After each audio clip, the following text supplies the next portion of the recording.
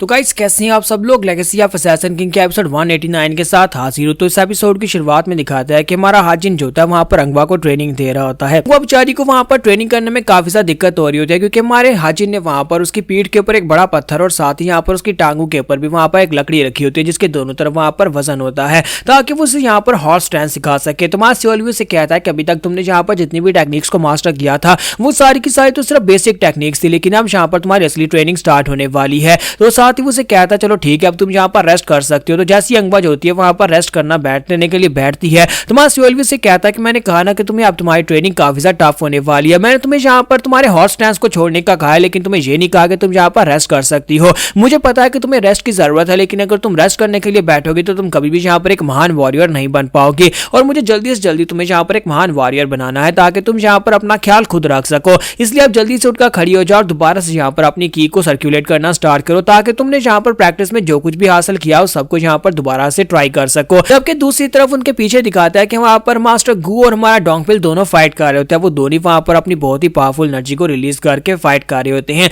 तो हमारा हाजिन कहता है कि मुझे लगता है कि ये काफी ज्यादा टायरिंग है सभी लोगों को यहाँ पर उनका ट्रेनिंग शेड्यूल देना कि वो किस तरह से यहाँ पर अपने आप को ट्रेन कर सकते हैं। फिर साथ ही वो कहता है लेकिन मेरे दोस्त यहाँ पर सभी काफी ज्यादा स्पेशल है, जैसे कि अंगवा कोई देख लो को वो भी यहाँ पर इसको ओवरकम कर सकती है। और साथ ही हमारा हाजिन अपने बारे में सोच रहा होता है कि मैंने भी यहाँ पर कुछ नया अचीव किया है। मुझे लगता है कि मैंने यहाँ पर कुछ ऐसा हासिल किया है जो कि बहुत ज्यादा इम्पॉसिबल था। मैंने यहाँ पर दोनों डिमोनिक की को एक साथ यूज करना सीख लिया, जिसकी वजह से अब मैं यहाँ पर पहले से काफी ज्यादा बेहतर और स्ट्रांग हो चुका हूँ। तो गोंग जैची वहां पर आता है और उसे कहता है कि सर मैं यहाँ पर आपसे बात करना चाहता हूँ। तुम्हारा हाजिन कहता है कि तुम यहाँ पर मेरी सोच से भी ज्यादा जल्दी वापस आ गए हो, क्या कोई अच्छी खबर लेकर आया? तो वो कहता है हाँ सर मेरे लिए मैं आपके लिए एक बहुत ही अच्छी खबर लेकर आया हूँ। तो हाजिन कहता है कि अच्छी खबर हमेशा अकेली नहीं होती, उसके साथ एक बुरी खबर भी होती है। तो पहले मैं यहाँ पर बुरी खबर सुनना चाहूंगा, उसके बाद अच्छी खबर सुनूंगा। तो बताओ यहाँ पर बुरी खबर क्या है? तो इसी के साथ गोंग जैचू से कहता है कि बुरी खबर यह है कि जब से आपने यहाँ पर पेंग फैमिली के लोगों के ऊपर अटैक किया है तब से यहाँ पर बाकी के जो काफी सारे सेक्टर्स ऐसे हैं जिनके बुढ़े खूसट एल्डर्स आपके खिलाफ हो गए हैं, यानी कि बहुत सारे लोग आपसे गुस्सा है। तुम्हारा सियोलवी कहता है ये बात तो मुझे पहले से पता है। और साथ ही वो कहता है कि मैंने वहां पर यंगस्टर्स के साथ बात की थी, वहां पर जितने भी सक्सेसर्स आए थे, जितने भी यंगस्टर्स लड़के थे, उन सभी से बात करने के बाद मुझे इतना आइडिया तो हो गया है कि वो सभी लोग यहाँ पर चेंज लाना चाहते हैं, बदलाव लाना चाहते हैं। और वो लोग यहाँ पर अपने बुढ़े खूसट एल्डर्स की तरह बिल्कुल भी नहीं है। लेकिन बुढ़े खूसट एल्डर्स को इस बात को कौन समझाएगा? वो तो डिमोनिक फैक्शन को अपना दुश्मन समझते हैं। गोंग जैचू से कहता है ये बात वाकई में सच है कि वहां पर जितने भी यंगस्टर्स हैं वो सभी आपकी साइड के ऊपर है, लेकिन ये जरूरी नहीं है कि उनके एल्डर्स भी आपकी साइड के ऊपर हों। और आखिरी फैसला तो यहाँ पर उनके एल्डर्स का ही होने वाला है, क्योंकि बच्चों की बात तब तक नहीं सुनी जाती जब तक कि उनके पास कोई पोजीशन ना हो या फिर वो सक्सेसर या फिर गद्दी के ऊपर ना बैठ जाएं। तुम्हारा हाजिन उसे कहता है तो क्या तुम्हें लगता है कि मुझे इस बात से कोई डरना चाहिए? और वैसे ही मुझे लगता है कि एल्डर्स इतनी आसानी के साथ यहाँ पर इस चेंज को नहीं मानने वाले। जितना ज्यादा इंसान बुढ़ा हो जाता है वो बदलाव से डरता है। इसी के साथ ही गोंग जैचू से कहता है कि मैं बस आपको ये बात इसलिए बता रहा था कि आपको अब से यहाँ पर और भी ज्यादा होशियार रहने की जरूरत है, क्योंकि अब यहाँ पर आपके दुश्मन और भी ज्यादा बढ़ चुके हैं और एटमॉस्फेयर आसपास काफी ज्यादा गर्म है। तो हमारा हाजिन उसे कहता है कि हाँ मुझे लगता है कि तुम्हें भी यहाँ पर बहुत ज्यादा होशियार रहने की जरूरत है। अच्छा अब यहाँ पर अच्छी न्यूज के बारे में बताओ। तो गोंग जैची अपने पास से लेटर निकालता है। तुम्हारा हाजिन कहता है कि तुम ऐसे भी मुझे बता सकते थे, लेटर देने की क्या जरूरत थी? तो वो कहता है कि असल में ये लेटर में ही आया है, तो मैं इसलिए आपको यहाँ पर ये लेटर दे रहा हूँ। तो हाजिन उसको पढ़ता है और कहता है कि यहाँ पर जियांगजी के मर्चेंट गिल्ड के लोग हमारे साथ एक कॉन्ट्रैक्ट बनाना चाहते हैं डिवाइन कर्ल के साथ। तो जहाँ पर तुम्हें लगता है कि ये बात वाकई में सच हो सकती है, क्योंकि जियांगजी का मर्चेंट ग्रुप जो है वो बहुत ज्यादा बड़ा मर्चेंट ग्रुप है। जैसे यहाँ पर बड़े बड़े सेक्टर है वैसे यहाँ पर मर्चेंट गिल्ड है। हालांकि वो लोग वॉरियर्स नहीं है, लेकिन उनके पास पैसे की भरमार है। अगर कोई उनके साथ जुड़ जाता है या वो उनके साथ जुड़ जाते हैं तो उन्हें कभी यहाँ पर पैसे की कमी नहीं होगी। तो गोंग जैचू से कहता है कि यंग मास्टर मुझे लगता है कि आपकी फेम जो है उन तक पहुंच चुकी है, जिसकी वजह से वो लोग आपके साथ यहाँ पर डील करना चाहते हैं, आपके साथ निगोशिएट करके वो लोग आपके साथ एक कॉन्ट्रैक्ट करना चाहते हैं, जिसके बाद आपकी आधी प्रॉब्लम सॉल्व हो जाएगी। एक बहुत ही बड़ा सेक्टर, जैसे कि वो एक फाइटिंग सेक्टर नहीं है, लेकिन कम से कम आपको यहाँ पर पैसों की कमी नहीं होने वाली। हाजिन उसे कहता है लेकिन मुझे ऐसा क्यों लगता है कि मैंने भी यहाँ पर ऐसा कुछ किया नहीं है कि जहाँ पर मर्चेंट गिल्ड के लोग मेरा साथ देने को तैयार हो जाएं।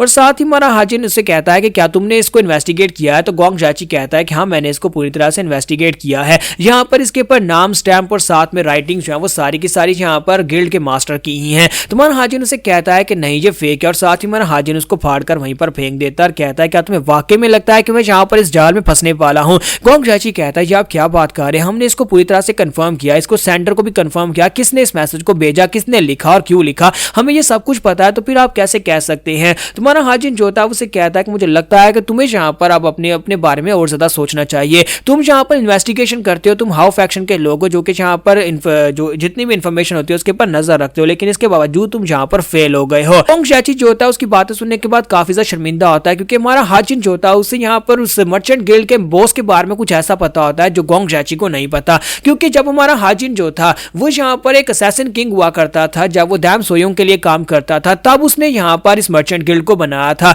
मर्चेंट गिल्ड के बॉस को यहाँ पर डैम सोयोंग की सपोर्ट हासिल थी, और डैम सोयोंग ने अपने असैसिन यानी कि हाजिन को कहा था कि उसके रास्ते में जो लोग भी आते हैं, चाहे वो मर्चेंट गिल्ड के लोग हों चाहे वो दूसरे सेक्टर के लोग हों, सभी लोगों को मार डालो, ताकि ये मर्चेंट गिल्ड कल को बड़ा और पावरफुल बनने के बाद डैम सोयोंग के गंदे कामों में उसका साथ दे सके। और यहाँ पर इस मर्चेंट ग्रुप का जो लीडर है वो डिमोनिक सेक्टर से बहुत ज्यादा नफरत करता है, और हमारा हाजिन उसको पर्सनली जानता है। गोंग जैची जो होता है इस बात से काफी ज्यादा शर्मिंदा आता है और कहता है कि मुझे लगता है कि मुझे यहाँ पर आपके सामने शर्मिंदगी हो रही है कि मैं यहाँ पर इसको सही से इन्वेस्टिगेट करके क्यों नहीं आया, और ये हमारी गलती है, और मुझे लगता है कि मुझे फिर से जाकर इसको इन्वेस्टिगेट करना होगा, प्लीज मुझे यहाँ पर कुछ दिनों का समय दें। हाजिन कहता है कि तुम्हें यहाँ पर ओवरवर्क करने की जरूरत नहीं है, तुम्हें यहाँ पर कुछ भी करने की जरूरत नहीं है, बस यहाँ पर शांत रहो। तो वो कहता है नहीं, बस मुझे यहाँ पर 2 हफ्तों का टाइम दे, 2 हफ्तों के अंदर अंदर मैं यहाँ पर आपके पास नई इन्फॉर्मेशन लेकर आऊंगा, और प्लीज मुझे माफ करिएगा। और साथ ही गोंग जैची वहां पर से गायब हो जाता है। तुम्हारा हाजिन कहता है कि मैंने इसे कहा भी था कि ये करने की जरूरत नहीं है। तो मास्टर गू से कहता है कि मुझे लगता है कि आप इस बंदे की कुछ ज्यादा कदर करते हैं। तो हाजिन कहता है कि अगर तुम ये सोच रहे हो कि मैं उसकी कदर करता हूं तो ये बात वाकई में सच है, लेकिन कदर करने और केयर करने में काफी ज्यादा फर्क होता है। तो इसी के साथ ही मास्टर गू से कहते हैं कि हाँ, मुझे लगता है कि आपको वाकई में इस बंदे की बहुत ज्यादा परवाह है, इसी वजह से तो आप यहाँ पर उसे कह रहे थे कि यहाँ पर एक्स्ट्रा वर्क मत करना। तुम्हारा हाजिन उसे कहता है कि वो मेरा वर्कर है, अगर वो बीमार पड़ जाएगा तो फिर वर्क करने की वजह से तो फिर यहाँ पर मेरे ही नुकसान होने वाला है। फिर साथ ही हाजिन कहता है कि चलो छोड़ो इस बात को, उसे जाकर अपनी मेहनत करने दो। जबकि यही पर से नेक्स्ट सीन जो होता है हमें डैम सोयोंग का दिखाया जाता है कि डैम सोयोंग को सारी की सारी बातें बताई जाती है। उसे यहाँ पर पैंग फैमिली के ऊपर जो अटैक हुआ उसके बारे में बताया जाता है, और साथ ही उसे बताया जाता है कि पैंग फैमिली के लोगों ने अपने उन सभी एल्डर्स जो लोग अटैक करने के लिए गए थे, अब यहाँ पर उनकी वजह से उनकी काफी ज्यादा इंसल्ट हो रही है कि आखिर उन्होंने जहाँ पर बाकी के सभी लोगों से मशवरा किए बिना डिमोनिक सेक्टर के यंग मास्टर के ऊपर अटैक करने के लिए अपनी फोर्सेस को क्यों भेजा था। इसी वजह से पैंग फैमिली के लोगों ने अपने सभी जितने भी उनके सोल्जर्स थे उन सभी को अपनी फैमिली से बैन कर दिया, उनको निकाल दिया और कहा कि ये उनका अपना फैसला था, पैंग फैमिली के पैट्रियार्च ने उन्हें ऑर्डर्स नहीं दिए थे। तो मास्टर डैम सोयोंग कहते हैं कि लेकिन इससे उनकी रेपुटेशन और भी ज्यादा खराब होने वाली है। फिर साथ ही वो पूछता है कि मुझे बताओ कि बाकी के सभी एल्डर्स डिमोनिक सेक्टर के बारे में क्या सोचते हैं। तो वो एल्डर से कहता है कि इसी वजह से तो मैं आपके सामने खड़ा हूं, बाकी के सभी एल्डर्स इस बारे में ऐसे ही सोचते हैं जैसा आप सोचते हैं। हम सभी लोग यहाँ पर डिमोनिक सेक्टर के उस जंग मास्टर को मारना चाहते हैं ताकि वो लोग कभी यहाँ पर हमारे जियांगजी में ना आ सकें। तो डैम सोयोंग से कहता है तो फिर ठीक है, मुझे लगता है कि सबसे पहले हमें यहाँ पर हाउ फैक्शन को एलिमिनेट करना होगा, उसके लिए मास्टर कैंग का साथ चाहिए होगा। मास्टर कैंग को मैंने एक मिशन के लिए भेजा हुआ है, और जैसे वो यहाँ पर वापस आएगा तुम उसके साथ मिलकर हाउ फैक्शन को एलिमिनेट करोगे, और हाउ फैक्शन के लोगों को ढूंढना काफी ज्यादा मुश्किल होगा। एल्डर उसे कहता है कि हाँ, ये बात तो वाकई में सच है कि एक शेर का शिकार आसानी से किया जा सकता है, लेकिन चूहे का शिकार करने में काफी ज्यादा दिक्कत होती है क्योंकि वो जाकर बिल में छुप जाता है। लेकिन फिर भी हम लोग यहाँ पर इसका कोई ना कोई रिजल्ट जरूर निकालेंगे। और यहीं पर से नेक्स्ट सीन जो होता है हमें हाउ फैक्शन की एक ब्रांच का दिखाया जाता है, जहां पर हाउ फैक्शन की ब्रांच के अंदर दिखाते हैं कि एक एल्डर जो होता है वहां के सभी लोगों को मार डालता है। और इसी के साथ ही दूसरी तरफ हमारे हाजिन का सीन दिखाता है कि वहां पर एक हाउ फैक्शन का सोल्जर जो होता है वो जख्मी हालत में आता है, उसकी बॉडी में तीर लगे होते हैं, उसके हाथ में एक लेटर होता है। वहां पर आने के बाद कहता है कि यंग कर्ल लीडर कहां पर है, वहीं पर गिरकर वो बेचारा मर जाता है।